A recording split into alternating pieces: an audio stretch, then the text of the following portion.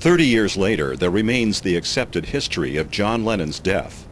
A lone nut Beatle fan gunned down the pop culture hero. The songs, the tributes, the articles, the videos rarely mention the killer. And when they do, he was always alone. A lone nut, a fan no less, had gunned down our dear beloved ex-Beatle John.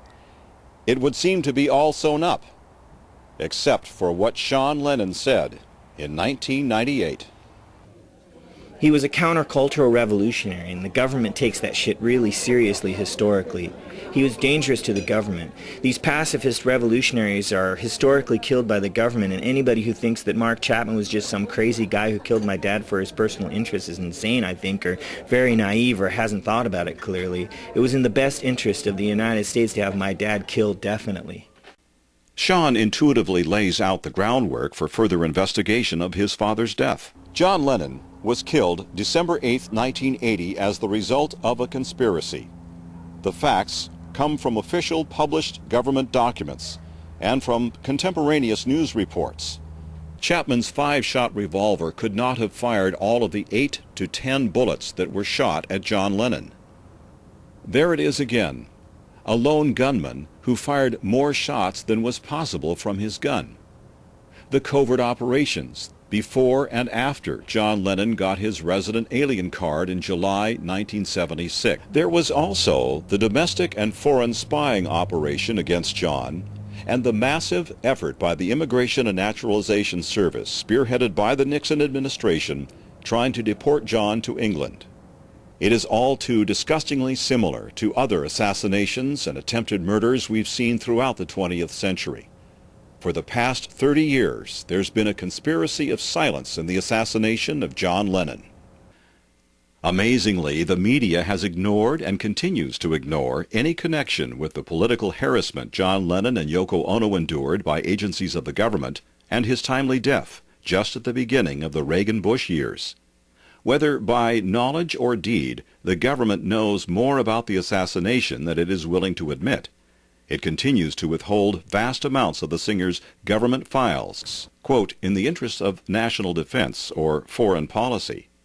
An ex-Beatle? The summer of 1966 was the first time that the Beatles, and especially John, came under intense media scrutiny. An interview that John gave to the London Evening Standard was reprinted in American teen magazines. Originally published in February 1966, the interview had morphed into something else by the time it got to America. The headlines in the teen magazines screamed, "John Lennon says the Beatles are bigger than Jesus Christ." Government agencies certainly took notice. If it had said television is more popular than Jesus, I might have got away with it. As I just happened to be talking to a friend, they used the word Beatles as a remote thing, not as what I think, as Beatles as though there was other Beatles like other people see us.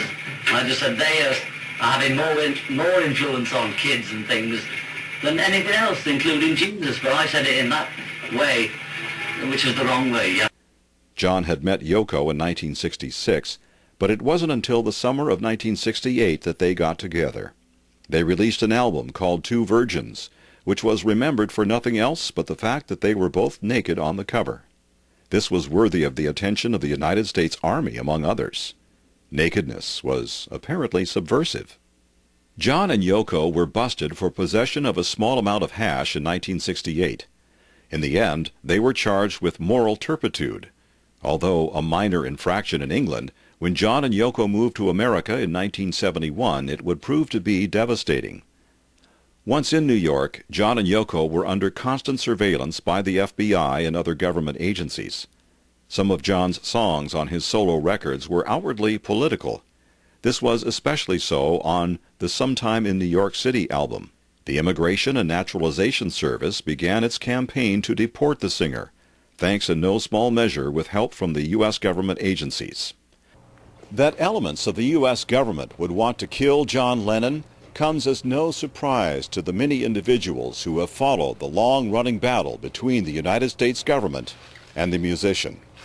The FBI had labeled John a revolutionary in the early 1970s, and they were not talking about songs he had written. A revolutionary in the mindset of the U.S. government meant that John was actively seeking to overthrow the U.S. government. An ex-Beatle. In 1972, John and Yoko were planning on fronting a rock concert to be held in Miami.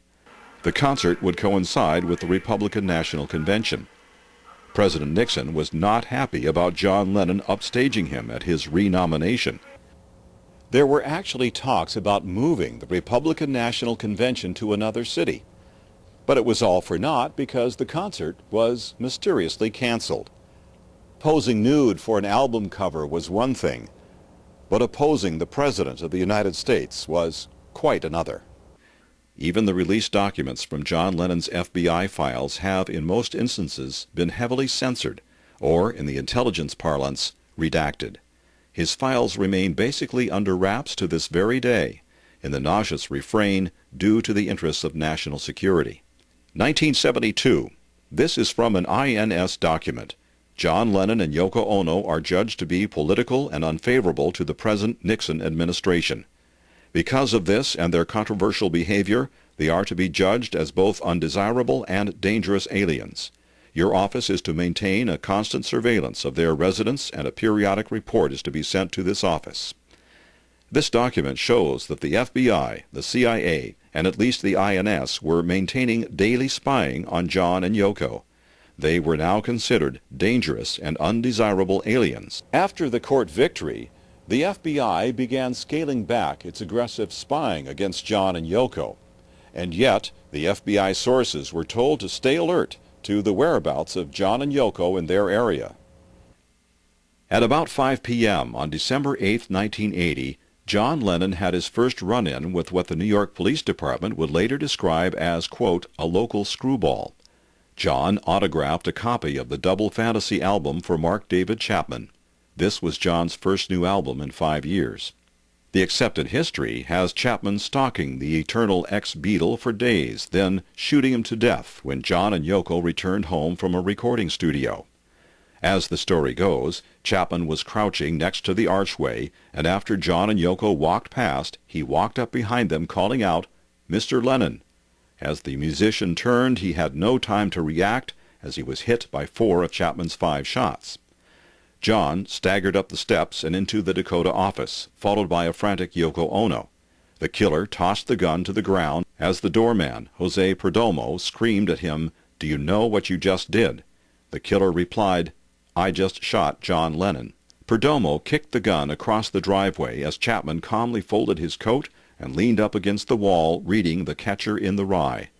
The police arrived within minutes and arrested him at the scene.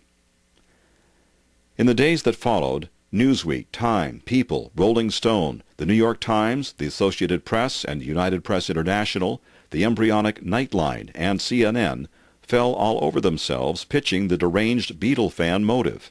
Chapman, they reported, was a nutcase. Baby boomers were stunned by John's murder, and the added sting of the murderer being a deranged fan didn't sit well at all. The memories of all those screaming girls were still too recent. This history leaves us with a locked-up lone nut and a dead culture hero. The accepted history is a falsehood. It's a specter.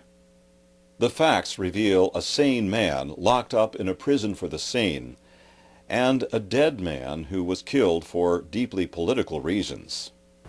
About 30 minutes after the shooting, the first AP bulletin came in at 11:24 p.m. Eastern Time that unusually balmy New York December night. The bulletin was eerily similar to the way it began with the JFK, the RFK, and MLK assassinations. Quote, "There's a report that John Lennon has been shot. AP began with a sense of disbelief. It happened in New York on the Upper West Side.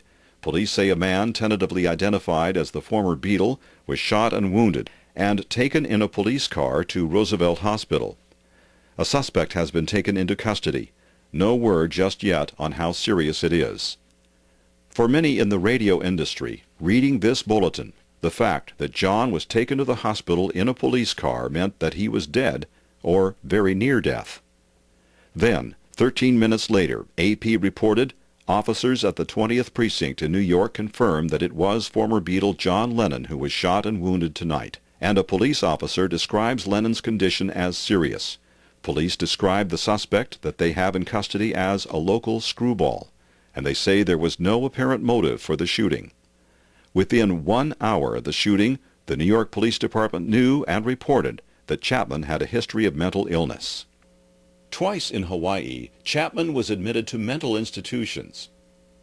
How did this information become so quickly known and widely disseminated in the vernacular of the New York Police Department?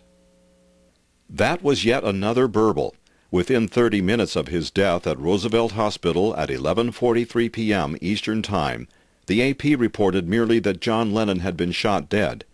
It is far past the time to reject the accepted history. More than one gunman shot John Lennon. His assassination was the result of a conspiracy. No fewer than 15 people were reported as eye or ear witnesses to the shooting or bullet damage. Half of those were within 30 feet of the shooting. Of those, only 4 were reported as witnessing the actual shooting. Only, verbal if you will, 4 reported eyewitnesses. Sean Strubb, who was walking on the sidewalk about 30 yards east of the shooting, said he just walked out and shot him, as John Lennon and Yoko Ono and their group walked into the Dakota. The autopsy report stated, quote, 2 bullets hit Lennon's left back, punctured the lung, and exited. The other 2 bullets hit Lennon's left shoulder, shattering the shoulder bone, and then exited. There were at least 3 bullet holes in the Dakota glass office door and 1 bullet hole in the office window. That's a total of 4 bullets. In addition, the New York Times reported that there were bullet holes in the structure and blood on the bricks of the building. 1 bullet that passed through John was found in his leather jacket. Another bullet passed through his neck and hit his subclavian artery. That's the bullet that killed him. That's a total of 8 bullets. Not bad for Chapman's 5-shot revolver. Another assassin, almost directly across from the Dakota office, fired more bullets at John with a gun equipped with a silencer. Here is a big burble about the second gunman. Police said the suspect stepped from an alcove and emptied several shots into Mr. Lennon. Chapman was standing next to the archway. The only alcove would be across from the office door where the service elevator happens to be, and that is more than 15 feet away from where Chapman was standing. The second gunman's bullets hit John's left shoulder. One shattered his shoulder and went out, hitting either the office window or the glass door. The other bullet lodged in his neck. The other shots may have all been misses, hitting the office door and or the office window, or they may have caused additional wounds. At least 8, probably 10 bullets were fired at John Lennon that night, causing the damage to his body, the facade of the Dakota, the office window, and the office door. At the hospital, doctors rushed John into an operating room and worked on him for over 15 minutes trying to revive him. But it was too late. John had lost too much blood. The doctors pronounced John Lennon dead at 11:15 p.m. Eastern Standard Time. The press conference, given by Dr. Stephen Lynn, was accompanied by cries and gasps from the normally stoic press corps when the death was announced. Chapman took aim at the musician's back from 10 to 20 feet away and fired his gun rapidly. The additional bullets fired at John were silenced, as was any talk. Chapman, Yoko Ono, and the eyewitnesses agreed there was no one calling out Mr. Lennon. John was not turning around to the sound of his name because it was never spoken. John was walking faster after passing Chapman. Perhaps he sensed something, and perhaps he did not. Yet, he was quite literally walking into a trap.